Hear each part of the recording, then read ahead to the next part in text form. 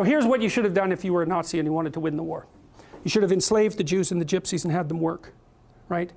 You should have had them work for the benefit of the victory, and then if you wanted to, you liquidate them afterwards. That's the logical thing to do if you want to win. And we assume that Hitler wanted to win.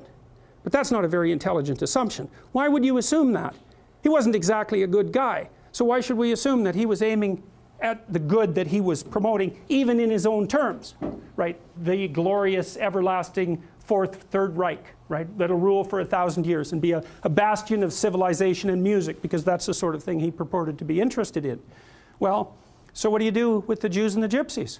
Well, round them up, fine. Enslave them, fine. You don't kill them. You certainly don't devote a substantial proportion of your war resources while you're losing to accelerate the rate at which the extermination is taking place, because that's a bit counterproductive, unless what you're aiming at is the maximum possible mayhem in the shortest period of time.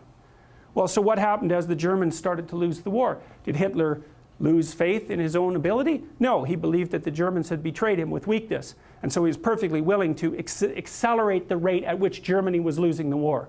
And so when Hitler and his minions had the choice, here's the choice.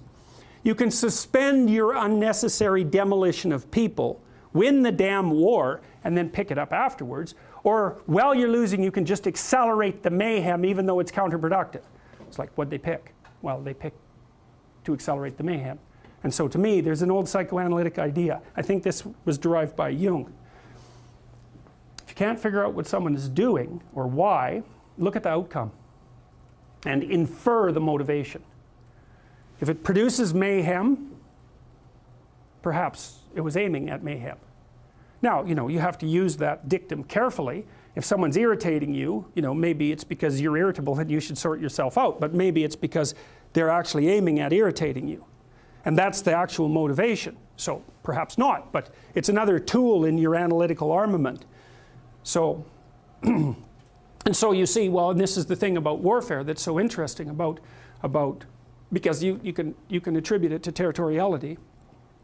You can attribute it to a war for resources. That's what the, I would say, wretchedly simple-minded economists presume.